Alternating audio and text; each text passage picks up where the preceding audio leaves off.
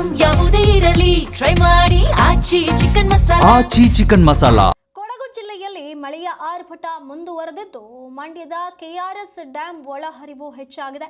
KRS ಡ್ಯಾಂನಲ್ಲಿ 15,000 cusec ಒಳಹರಿವು ಏರಿಕೆಯಾಗಿದೆ. ಒಂದೇ ವಾರದಲ್ಲಿ ಡ್ಯಾಂಗೆ 10 ಅಡಿ ನೀರು ಹರಿದು ಬಂದಿದೆ. ಹೀಗಾಗಿ ಕೆಆರ್ಎಸ್ ಡ್ಯಾಂನ ನೀರಿನ ಮಟ್ಟ 90 ಅಡಿ ದಾಟಿದ್ದು ರೈತರಲ್ಲಿ ಸ್ವಲ್ಪ ಸಮಾಧಾನ ತರಿಸಿರುವಂಥದ್ದು. ಮಳೆ ಇಲ್ಲದೆ ಮತ್ತೆ ಬರಗಾಲ ಆರಂಭವಾಗುತ್ತಾ ಅನ್ನುವಂಥ ಆತಂಕ ರೈತರಲ್ಲಿ ಮನೆ ಮಾಡಿತ್ತು. ಆದರೆ ಈಗ ಕೊಡಗು ಜಿಲ್ಲೆಯಲ್ಲಿ ಮಳೆಯ ಆರ್ಭಟ ಮುಂದುವರೆದ್ರಿಂದ ಮಂಡ್ಯದ ಕೆಆರ್ಎಸ್ ಡ್ಯಾಂನಲ್ಲಿ ಒಳಹರಿವು ಹೆಚ್ಚಾಗಿದೆ. ಕೆಆರ್ಎಸ್ ಡ್ಯಾಂನಲ್ಲಿ ಒಟ್ಟು 15,000 ಕ್ಯೂಸೆಕ್ ಒಳಹರಿವು ಏರಿಕೆಯಾಗಿದೆ ಅನ್ನುವಂತ ಮಾಹಿತಿ ಬರ್ತಾ ಇರುವಂತದ್ದು. ಕೇವಲ ಒಂದೇ ವಾರದಲ್ಲಿ ಡ್ಯಾಂಗೆ 10 ಅಡಿ ನೀರು ಹರಿದು ಬಂದಿದೆ. ಹೀಗಾಗಿ ಕೆಆರ್ಎಸ್ ಡ್ಯಾಂನ ನೀರಿನ ಮಟ್ಟ 90 ಅಡಿಯನ್ನ ದಾಟಿರುವಂತದ್ದು. ಸದ್ಯ ಈಗ ರೈತರಲ್ಲಿ ಇದ್ದಂತ ಆತಂಕ ದೂರವಾಗಿರುವಂತದ್ದು, ಸ್ವಲ್ಪ ಸಮಾಧಾನವನ್ನ ತರಿಸಿರುವಂತದ್ದು. ಮಳೆಯಿಂದಾಗಿ ಹೆಚ್ಚಾಗಿರುವಂತಹ ನೀರಿನ ಒಳ ಹರಿವಿನಿಂದ ಈಗ ರೈತರು ಸಮಾಧಾನದಲ್ಲಿದ್ದಾರೆ.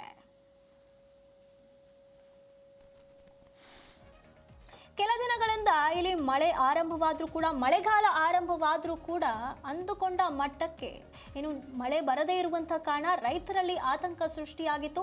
ಮುಂಬರುವ ದಿನಗಳಲ್ಲಿ ಯಾವ ರೀತಿಯಾಗಿ ರೈತ ಚಟುವಟಿಕೆಗಳು ನಡೀಬೇಕು ಅನ್ನುವಂಥ ಆತಂಕ ಸೃಷ್ಟಿಯಾಗಿತ್ತು. ಇದರ ಬೆನ್ನಲ್ಲೇ ಈಗ ಮಳೆಯ ಆರ್ಭಟ ಹೆಚ್ಚಾಗ್ತಾ ಇದೆ. ಎಲ್ಲ ಕಡೆ ಮಳೆ ಬರ್ತಾ ಇರುವಂಥದ್ದು. ಹಾಗಾಗಿ ರೈತರಿಗೆ ಇದ್ದಂಥ ಆತಂಕ ಸ್ವಲ್ಪ ಮಟ್ಟಕ್ಕೆ ಕಡಿಮೆಯಾಗ್ತಾ ಇದೆ. ಕೊಡಗು ಜಿಲ್ಲೆಯಲ್ಲಿ ಆ ಭಾಗದಲ್ಲಿ ಮಳೆಯ ಆರ್ಭಟ ಮುಂದುವರೆದಿದೆ. ಹಾಗಾಗಿ ಡ್ಯಾಂಗಳಿಗೆ ಈಗ ನೀರು ಹರಿತಾ ಇರುವಂಥದ್ದು, ಒಳಹರಿವು ಹೆಚ್ಚಾಗ್ತಾ ಇರುವಂಥದ್ದು. ಹಾಗಾಗಿ ಸದ್ಯ ರೈತರ ಮುಖದಲ್ಲಿ ಮಂದಹಾಸ ಮೂಡ್ತಾ ಇರುವಂಥದ್ದು.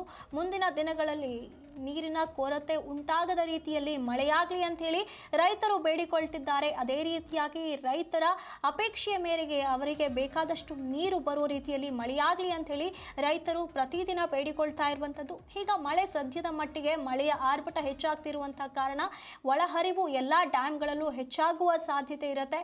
ಹಾಗಾಗಿ ಸದ್ಯ ಈಗ ಕೆಆರ್ಎಸ್ ಡ್ಯಾಂನ ಒಳಹರಿವು ಕೂಡ ಹೆಚ್ಚಾಗಿದೆ. ಹಾಗಾಗಿ 15,000 ಕ್ಯೂಸೆಕ್ ಒಳಹರಿವು ಏರಿಕೆಯಾಗಿರೋದ್ರಿಂದ ಒಂದೇ ವಾರದಲ್ಲಿ ಡ್ಯಾಂಗೆ 10 ಅಡಿ ನೀರು ಹರಿದು ಬಂದಿದೆ. ಹೀಗಾಗಿ ಕೆಆರ್ಎಸ್ ಡ್ಯಾಂನ ನೀರಿನ ಮಟ್ಟ 90 ಅಡಿ ದಾಟಿರೋದ್ರಿಂದ ಸದ್ಯ ಸ್ವಲ್ಪ ಸಮಾಧಾನದಲ್ಲಿದ್ದಾರೆ ರೈತರು. ಇದೇ ರೀತಿಯಾಗಿ ಮಳೆ ಮುಂದುವರೆದ್ರೆ ಯಾವ ಆತಂಕವೂ ಕೂಡ ಇರೋದಿಲ್ಲ.